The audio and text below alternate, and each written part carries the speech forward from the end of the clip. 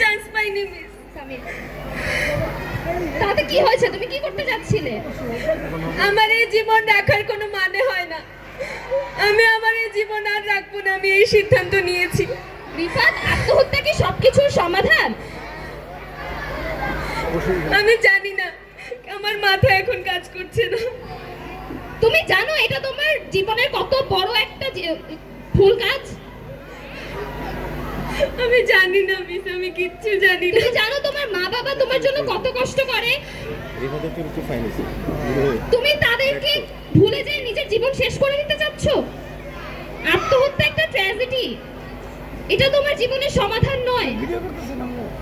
তুমি জানো বিজ্ঞানী অ্যালবার্ট আইনস্টাইন 999তম বারে লাইট আবিষ্কার করতে যে 1000তম বারে সফল হয়েছিল, তুমি তো মাত্র একবার।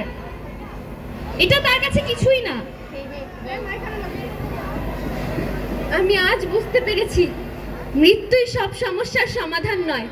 আপনি আমাকে অনেক ভালো একটি বুদ্ধি দিয়েছেন। বাবা রিফাত, তুই ঠিক আছিস তো বাবা? তুই সব ঠিক আছিস? তুই ঠিক আছিস তো?